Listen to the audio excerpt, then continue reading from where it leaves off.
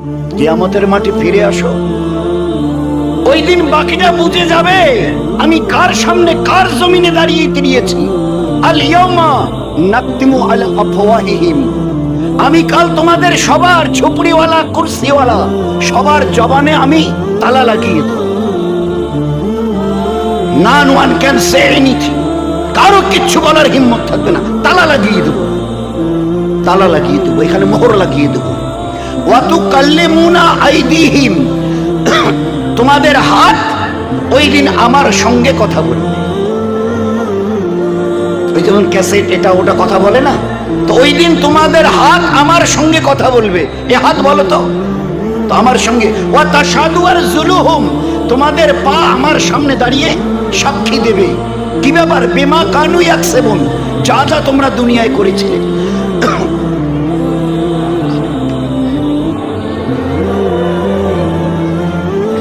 এই জন্য দোস্ত একটু ভালো করে দিনটাকে যদি না বুঝি, আল্লাহ পাকের কুদরতকে যদি না চিনি, চিনতে চেষ্টা না করি, জীবনটা সত্যি বলছি এতটা বরবাদ হয়ে যাবে যে বরবাদের জন্য রক্তের কান্না কাঁদলেও এর কোনো সুধার নেই, সংশোধন নেই। যার জন্য এই দুনিয়া সেলফ রেকটিফিকেশন জীবনটাকে বানিয়ে নাও, একে বরবাদের রাস্তায় নিয়ে যেও না।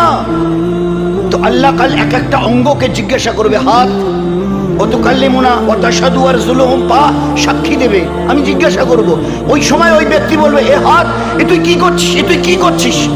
তোর মনে নেই ওই দিন একটা লোক তোর দিকে লাঠি তুলেছিল তোকে আঘাত করবে বলে, আমি তোকে বাঁচাবার জন্য কিভাবে তাড়াতাড়ি করে এইভাবে হাতটাকে তোকে সরিয়ে নিয়ে এসেছি পিছনে। তোর এতটুকু ইয়াদ নেই, স্মরণ নেই, তুই আজকের আমার ব্যাপারে এই সব। তো ওই হাত তখন বলবে, আমার বানানেওয়ালা আল্লাহ তোমার সঙ্গে সেট করে দিয়ে লাগিয়ে দিয়েছিল কিছু করার জন্য, কিছু না করার জন্য, তুমি তার কোনো পরোয়া করোনি। আমার বানানেওয়ালা আজ যখন জিজ্ঞাসা করেছে আমাকে, যেখানে যে অবস্থায় তুমি ব্যবহার করেছো, আমি সমস্ত রাজ আজকের ফাঁস করে দেব। তখন কি করবেন?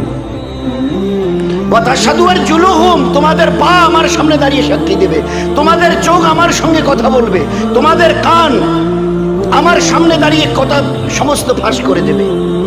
সেদিন কোথায় যাব? এই জন্য দোস্ত, আল্লাহ পাক একটা জীবন দিয়েছে, আমাদের জীবন দিয়েছেন, যিনি আমাদের হায়াত দিয়ে পাঠিয়েছেন। আজ কত দুঃখের সঙ্গে কথা বলতে হয়। আজ আল্লাহর জমিনে দাঁড়িয়ে উন্নত মস্তকটাকে একটু ঝুঁকাবো, আমাদের বড় লজ্জা করে, বিবেকে বাঁধে, বড় বিবেকে বাঁধে। আল্লাহ জানতে চাইছে কি হয়েছে তোমাদের, যে আমার সামনে তোমাদের উন্নত মস্তকটাকে ঝুঁকাও না। আমার ইজ্জতের কসম খেয়ে বলছি, গোটা দুনিয়ার সমস্ত মখলুকের, প্রাণী জগতের মাথাকে আমি নিচুর দিকে করে সৃষ্টি করেছি, এক্সেপ্ট ইউর সেলফ। শুধু তোমরা যারা মানুষ হয়ে গেছো আমার তরফ থেকে, তোমাদের মাথাটাকে আমি স্ট্রেট সিধা করেছি। কেন? কেন? এই জন্যই, এই উন্নত মস্তককে যতটা আমার কাছে নোয়াবে, ঝুঁকাবে, সেজদায় রাখবে, আমি আমার ইজ্জতের কসমকে বলছি, তোমাদের ইজ্জত দিন বা দিন আমি বাড়াতে থাকবো। তোমার দুনিয়াতে তোমাদের ইজ্জতের বুলন্দি হবে, আর আখেরাতে যেদিন আমার কাছে ফিরে আসবে, আমি আল্লাহ 8টা জান্নাতের দরজা খুলে দিয়ে তোমাদেরকে আমি আহ্বান জানাবো। এরই জন্য আল্লাহ আমাদের, আমি আল্লাহ 8টা জান্নাতের দরজা খুলে দিয়ে তোমাদেরকে আমি আহ্বান জানাবো। এরই জন্য আল্লাহ আমাদের। আজ পর্যন্ত দোস্ত, কত দুঃখের কথা যে আমরা পুরুষ হই, আমরা মা বোন হই, আজ 2 রাকাত নামাজ আমাদের এখনো বুঝে আসেনি। অথচ এই 2 রাকাত নামাজে, আজ পর্যন্ত দোস্ত, কত দুঃখের কথা যে আমরা পুরুষ হই, আমরা মা বোন হই, আজ 2 রাকাত নামাজ আমাদের এখনো বুঝে আসেনি। অথচ এই 2 রাকাত নামাজে কি ছিল না বলেন, কি ছিল না? আমি শুধু অল্প একটু খালি বলি ভাই, নামাজের ভিতরে বাইরে কতটা ফরজ?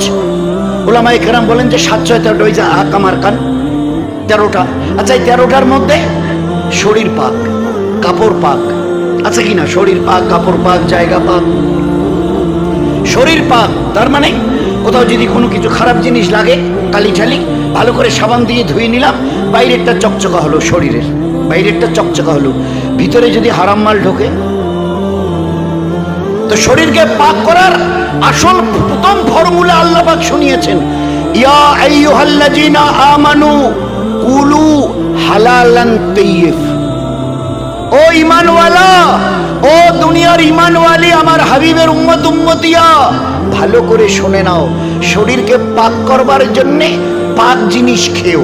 কুলু কুলু খাও হালালান তাইয়্যিব, যে জিনিসকে আমি হালাল পাক পবিত্র করেছি তোমাদের জন্য। লা তাকুলু রিবা, সুদ খাইও না, ওটা হারাম, হারামার রিবা, এটা তোমাদের জন্য জায়েজ নয়। সুদ, ঘুষ। তো আল্লাহ পাক শুনিয়ে দিয়েছেন কি খেতে হবে আর কি খাওয়া যাবে না।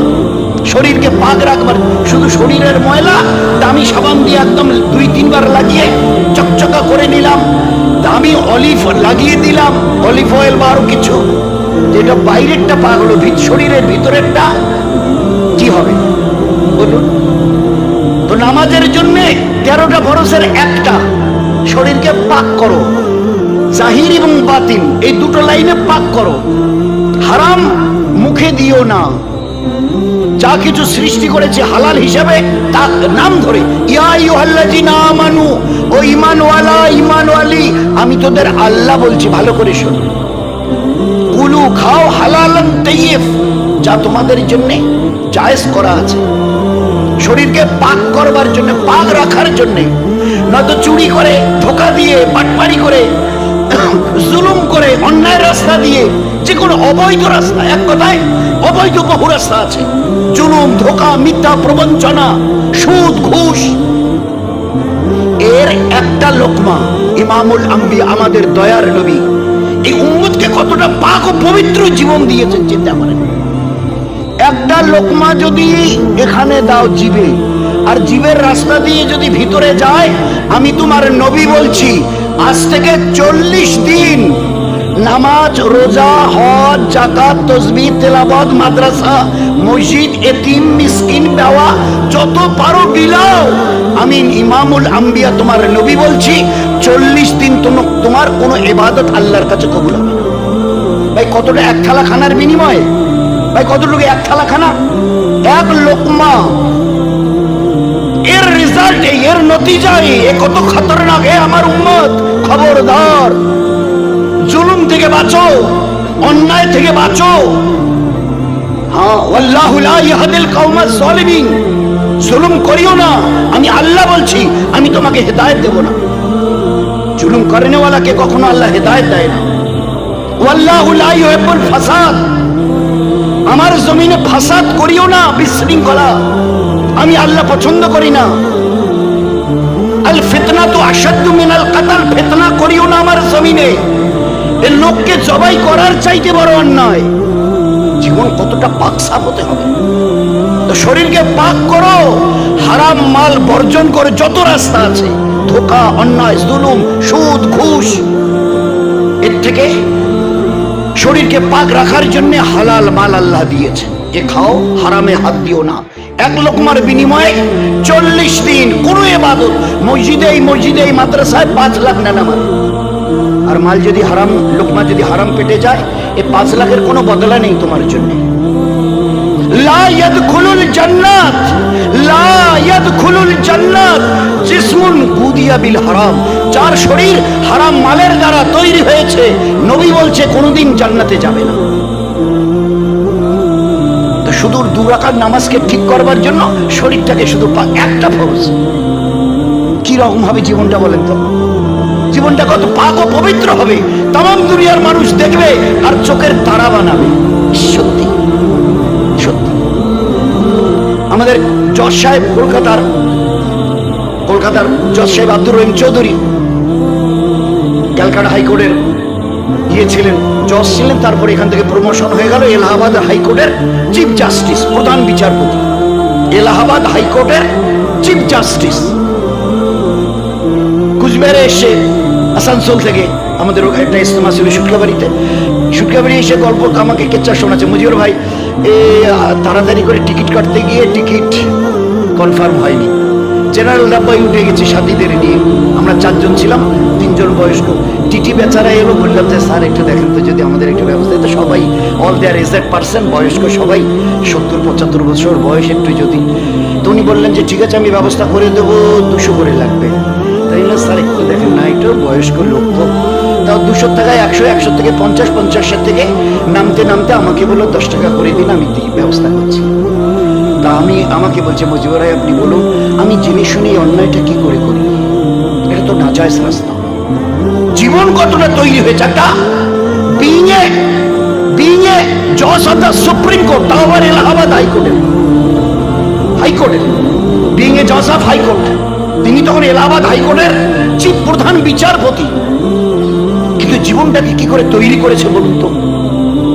10 টাকা ঘুষ দিলে 10 টাকা 4টা রিজার্ভেশন দিয়ে দেবে। বলছে যে না, এটা আমার বিবেকে মানল না, যে না একটু কষ্ট, একটা রাতের মশলা তো একটু কষ্ট করে যাই, কিন্তু জিনিস এই অন্যায়টা ঠিক হবে না, আল্লাহর কাছে ফিরে যেতে হবে না। বলুন তো মজুর ভাই, ফিরে যেতে হবে না। দ্বিতীয় একটা কেচ্ছা শোনাচ্ছে, মানে এগুলো সত্যি, মানে সোনার অক্ষরে লিখে রাখবেন। উনি গাড়ি নিয়ে অফিসে যাবে, কোর্টে। ওনার বিবি সেজে গুজে তৈরি হয়ে আছে। তো যখন উনি ঘর থেকে গিয়ে বিল্ডিং থেকে বেরোচ্ছেন, বিবি বলছে শোনো, তুমি তো ওই অফিসে যাচ্ছ, এই কোর্টে যাচ্ছ, তো ওই আমি একটু ডাক্তার দেখাবো ভাবছি, তো তোমার ওই রাস্তায় ওই যে ডাক্তারকে দেখাবো একদম হাই রোডের উপরেই, তো তুমি ওই রাস্তা দিয়েই না যাবে, তো আমাকে ওখানে ড্রপ দিও, নামিয়ে দিয়ে তুমি চলে যেও, আমাকে ওখানে নামিয়ে দিয়ে আলাদা করে তো আর রাস্তায় যেতে হবে না এদিক সেদিক, তুমি যে রাস্তা দিয়ে যাও ওই রাস্তায় ওই ডাক্তারের চেম্বার, একটু ডাক্তারকে দেখি আমি পরে চলে আসবো, তা তোমার গাড়িটাকে আমাকে নিয়ে যাও, ওখানে নামিয়ে দিই, তুমি কোর্টে চলে যেও। আমাকে বলছে মজিবর ভাই আপনি বলুন তো। আমি তখন ওকে বললাম, অনেকক্ষণ চুপ করে থাকতে হয়েছে, এ আল্লাহ, এখনো কি তাহলে সত্যিকারের দিন আমাদের কাছে আসেনি? আমাদের বাড়িতে, আমাদের ঘরে, আমাদের পারিবারিক জীবনে সত্যি কি এখনো দিন আসেনি? আমার বিবি, এটা আমি বুঝতে পারছি না কি করে সে এভাবে অ্যাপ্রোচ করলো, এই কথাটা ও কি করে আমাকে বললো। অনেকক্ষণ চুপ থেকে আমি এবারে বললাম, হ্যাঁ গো, তুমি এই কথাটা আমাকে বুঝে সুঝে বলছো? সত্যিকারের বলো না, তুমি এই কথাটা আমাকে বুঝে সুঝে? তো একটু চুপ করে থেকে বলছে, ও হ্যাঁ হ্যাঁ সত্যি, তুই বলার তো ঠিক, তুমি যাও, আমি একটা গাড়ি দেখে আমি এখন চলে যাব। আমাকে বলছে মজিবুর ভাই তুমি বলে, আপনি বলেন, আমি যে গাড়িটা ব্যবহার করছি এটা সরকার আমাকে দিয়েছে সরকারি কাজের জন্য, আমার ওই গাড়িটা আমার বিবিকে নিয়ে যদি আমি রাস্তায় নামিয়ে দিয়ে চলে যাই, কিয়ামতের ময়দানে আল্লাহ যদি জিজ্ঞাসা করে, ও আব্দুর রহমান, আব্দুর রহিম, উনার নাম জজ আব্দুর রহিম সাহেব, আব্দুর রহিম, আমি ওই দিন কিয়ামতের ময়দানে আল্লাহকে কি জবাব দেবো? যদি বলে যে আব্দুর রহিম জজ, ওই তোমার বিবিকে গাড়ি থেকে যে নিয়ে গেছিলে, তোমার ওই বিবির পার্সোনাল কাজের জন্য গাড়ি দিয়েছিল সরকার, জীবনটাকে কিভাবে তৈরি করেছে। তো আল্লাহ একটা জীবন, যে নামাজ 2 রাকাত, কি বুঝেছি আমরা? 2 রাকাত নামাজ পড়তে গিয়ে 13টা ভিতরে বাইরের ফরজকে ঠিক রাখতে হবে। একটা ফরজ, শুধু একটা ফরজ কি? শরীরকে পাক রাখতে হবে। এই মানুষটা দুনিয়াতে কোথাও জুলুম করবে, অন্যায় করবে, ধোঁকা দেবে, বেঈমানি করবে, বাটপাড়ি করবে, বলুন না, সুদ খাবে, ঘুষ খাবে, বলুন, যে আমি যদি শুধু একটা জায়গায় একটা ফরজকে যদি আমি ঠিক রাখতে না পারি, আমার ইবাদত কেন, বাকি ইবাদত আমার এক লোকমার জন্য 40 দিন, 40 days। This is not a matter of joke, this is not a matter of joke. এটা সামান্য জিনিস নয়, শুধু 2 রাকাত নামাজকে সই করবার জন্য। ফের 2 রাকাত নামাজকে তৈরি করে একবার হাত উঠাও, কুল কায়নাতকে আল্লাহ হেলিয়ে দেবে। সালাম ফেরার পরে হাত উঠাও, ফের দেখো আল্লাহ তোমাকে দিয়ে কি করিয়ে দেয়। আল্লাহ দেখিয়ে দিয়েছেন, শুনিয়ে দেননি, আল্লাহ দেখিয়ে দিয়েছেন। ওই নামাজ কাজ আমরা কতটা বুঝেছি? আমরা, আমাদের মা বোনেরা, ওলামায়ে কেরাম বলেন, হুজুর আকরাম সাল্লাল্লাহু আলাইহি ওয়াসাল্লাম দুনিয়া থেকে চলে যাচ্ছেন, মা আয়েশার কোলে তার মাথা, মা আয়েশা রাদিয়াল্লাহু আনহার কোলে তার মাথা মুবারক হুজুর মা আয়েশার কোলে। তো হুজুর সাল্লাল্লাহু কিছু কথা বলার পরে ফের আস্তে আস্তে কথাগুলোর ভলিউমটা কমে গেল, ঠোঁট নড়ছে। মা আয়েশা বলছে, আমি কি, নিশ্চয়ই আল্লাহর নবী কিছু বলছেন। তো আমি আমার কানটাকে নবীজির মুখের কাছে নিয়ে গেলাম, মুখ মোবারকের কাছে, যাতে কথাগুলো আমি শুনতে পারি। তো ওই অবস্থায় যখন আমি আমার কানকে নবীজির মুখের কাছে নিয়ে গেছি, দেখি ওই অবস্থায় ফিস ফিস করে বলছে। তখন আজরাইল দাঁড়িয়ে হাত বাড়িয়ে দিয়েছে এবারে। আর তার আগের কেচ্ছা তো আরো বড় মর্মান্তিক। যে উম্মত আজ নবীজিকে ভুলে গেছি, মৌতের ওই সময় আজরাইলকে চোখে দেখেও তিনি আমাদের ভোলেন। আজরাইল আলাইহিস সালাম হাত বাড়িয়েছে, হুজুর আকরাম সাল্লাল্লাহু আলাইহি ওয়াসাল্লামের রূহ মুবারককে বার করবে। যখন একটু হাত বাড়িয়ে এইভাবে এই রকম করেছে, বুঝতে পারছে মৌতের কষ্ট কাকে বলে। বলছে, এই আজরাইল, আমার একটা কথা, বাস একটা কথা। তো এই, হ্যাঁ বলুন। বলছে, এই আজরাইল, এই রূহকে বার করতে গিয়ে যে কষ্টগুলো হবে, আর तमाम কায়নাতের আমার উম্মতের রূহ তুমি বার করবে, আর পুরুষ এবং মেয়ে ছেলে আমার উম্মত উম্মতিয়া এদের রূপ বার করতে গিয়ে ওদের যে কষ্টটা হবে, যত কষ্ট তারা পাবে, সমস্ত কষ্ট আমার উপরে চাপিয়ে দাও, আমার উপরে সমস্ত কষ্ট চাপিয়ে দাও, আর আমার উম্মতকে তুমি রেহাই করে দিও। রূহ যখন বার করবে তারা যেন আর কোনো কষ্ট না পায়, সমস্ত কষ্ট আমার উপরে মুসাল্লাত করো। কত বড় দয়ার নবী, মৌতের ওই টাইমেও আমাকে স্মরণ করেছে, আমি তাকে আজকে স্মরণে রাখতে পারিনি, ভুলে গেছি। তো এই অবস্থায় মা আয়েশা রাদিয়াল্লাহু আনহা বলছেন, আমি আমার কানকে হুজুরের তো দেখি ফিস ফিস করে দুটো কথা বলছে, দুটো ইয়া রফিক আলা বলার আগে, এ আমার দোস্ত আমি যাচ্ছি, তার আগে শেষ কথা দুটো আমি শুনেছি, একটা হচ্ছে নামাজ, একটা হচ্ছে গোলাম। এ আমার উম্মত ইয়া, আমি দুনিয়ার থেকে চলে যাচ্ছি, তোমাদের জন্য রেখে যাচ্ছি, নামাজকে কখনো ছাড়িও না, নামাজকে কখনো ছাড়িও না, নামাজকে কখনো ছাড়িও না। নবীজির জীবনের বিদায়ের শেষ কথা, এ আমার উম্মত, আমি চলে গেলাম, তোমাদের জন্য রেখে গেলাম, এ নামাজকে কখনো ভুলিও না, এ নামাজকে কখনো ছাড়িও না। আজ উম্মতের অবস্থা, সমস্ত আমালের খবর, হজ, যাকাত, তাসবিহ, তেলাওয়াত, দান, খয়রাত, আখলাক ওগেরা, সমস্ত আমালের খবর আল্লাহ জিবরাইলকে দিয়ে পাঠিয়েছেন, শুধু একটা আমাল বাদ দিয়ে। আল্লাহ পাক যখন ইরাদা করেছেন আমি আমার হাবিবের উম্মতকে নামাজ দেব, তখন জিবরাইলকে ডেকে বলেছে, একটা আমাল আমি আমার নবীকে তার উম্মতের কাছে পৌঁছাবার জন্য ইরাদা করেছি দেব। এ জিবরাইল, সমস্ত খবর তুমি নিয়ে যেতে পারো, কিন্তু এ খবরটা তোমাকে দিয়ে পাঠানো মুনাসিব ঠিক হবে না, এটা তুমি নিয়ে যেতে পারবে না। আমার নবীকে আসমানে আমার কাছে, সাত আসমানের উপরে আমার কাছে নিয়ে আসো, একটা আমাল। সমস্ত আমালকে জিবরাইলকে দিয়ে, মুসলমানের জীবনের সমস্ত আমালকে জিবরাইলকে দিয়ে আল্লাহ পাঠিয়েছেন, এক্সেপ্ট সালাত, শুধু নামাজ বাদ দিয়ে। জিবরাইল যাও আমার নবীকে আসমানে আমার কাছে পৌঁছাও, আমি নিজে হাতে তাকে দেব, একটি আমাল, এই নামাজ।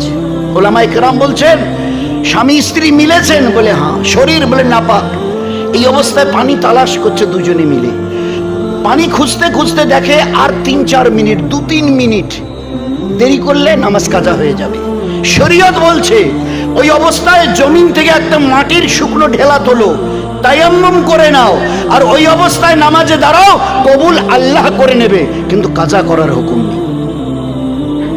পেশাব পায়খানা করেছে, পানি তালাশ করছে, কুলুক নিয়েছে, পানি খুঁজছে, পাক হতে হবে।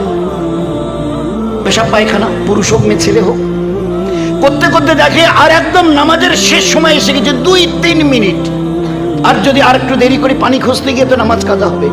শরীয়তের হুকুম, ওলামায়ে হযরত ওলামায়ে কেরাম কি বলছেন, শরীয়তের হুকুম ওই অবস্থায় জমিন দিয়ে একটা মাটির ঢেলা তুলে নাও, তায়াম্মুম করে আল্লাহর ভয়ে ভীত হয়ে নামাজে দাঁড়াও, আল্লাহ কবুল করে নেবে। খবরদার কাজার কথা মনে আনিও না।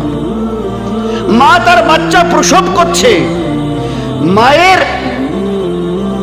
ভিতর থেকে একটা বাচ্চা, তার কিছুটা অংশ বার হয়ে এসছে, কিছুটা অংশ বাচ্চা বের হয়ে এসছে, এখনো রক্ত আসেনি।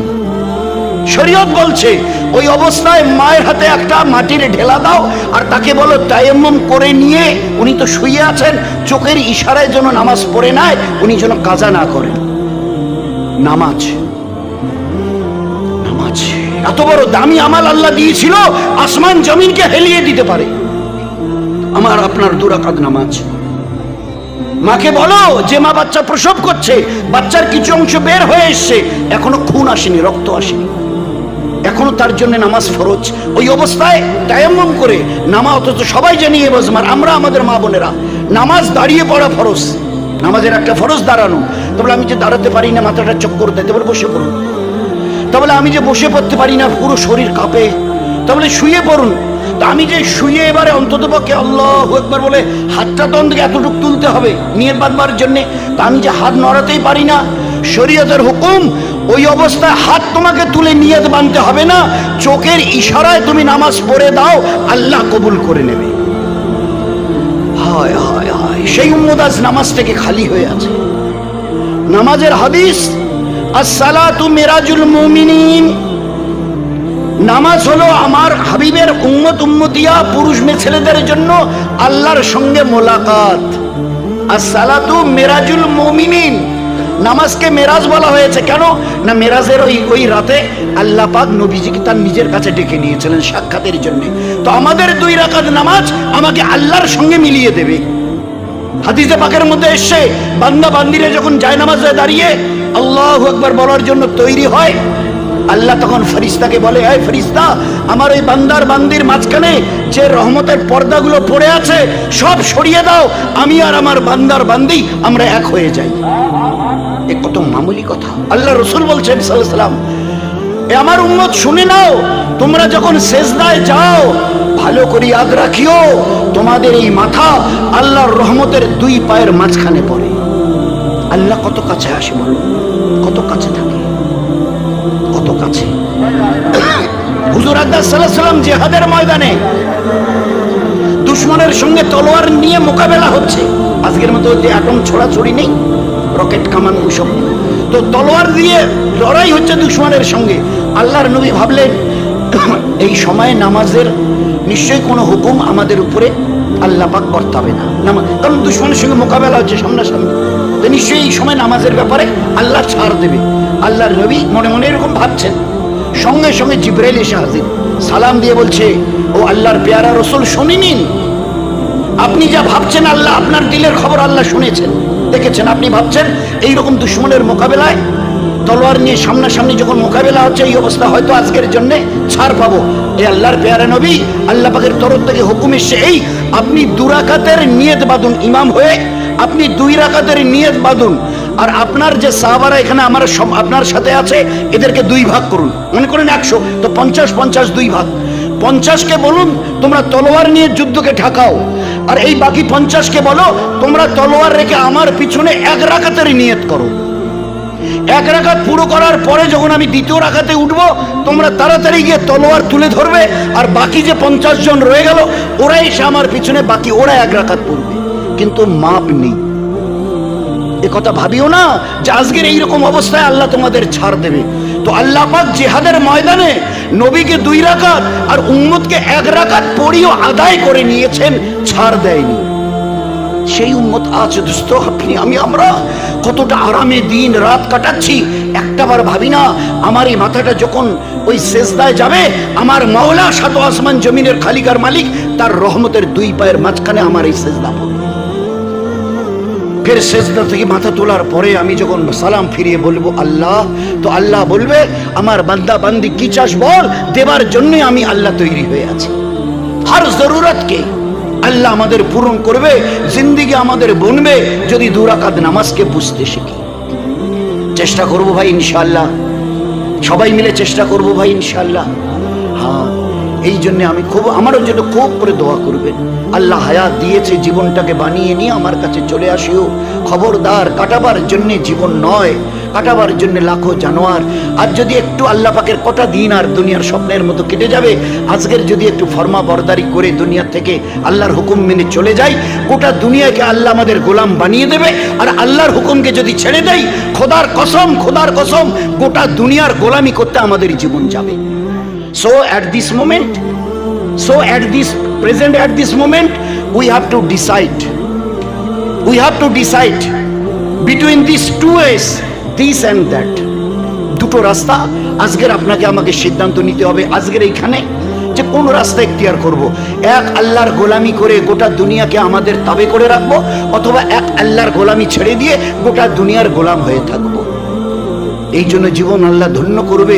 এই দুনিয়ার কয়েকটা দিন আল্লাহর হুকুম নবীর সুন্নত তরিকার উপরে যদি জীবন কাটাতে পারি, তো ফের আল্লাহ দেখিয়ে দেবে এই জীবনের মজা কত। এই জীবনের সত্যি বলছি, কসমকে বলছি, এই জীবনের মজা কত। একটু আল্লাহর ইবাদত একটু কটা দিন করে আমরা আমাদের মা বোনেরা আমাদের জীবনটাকে ধন্য করে নিয়ে যেন যেতে পারি, তার জন্য সবাই চেষ্টা করবো ভাই ইনশাআল্লাহ। সবাই সবার জন্য দোয়াও করি, চেষ্টাও করি। আল্লাহ যে জীবন আল্লাহ পছন্দ করেন, যে জীবনের উপরে আল্লাহ রহমত, বরকত, ইজ্জত, হেফাজত, চেইন, সুকুন, রাহাত, ইতমিনান দেবার ওয়াদা করেছেন, যে জীবনের বিনিময়ে আল্লাহ 8টা জান্নাতের দরওয়াজা খোলার ওয়াদা করেছেন, সেই জীবনটাকে আমরা যেন সবাই দোয়ার সাথে চেষ্টা করে নিয়ে যেন জীবনটাকে তৈরি করে আল্লাহর কাছে ফিরে যেতে পারি। চেষ্টা করা হবে ইনশাআল্লাহ। হ্যাঁ ভাই, কারণ জীবন তো যত চেষ্টাই করি না কেন ডাক এলে চলে যেতে হবে। আল্লাহ যেন আমাদের তৌফিক দেয়।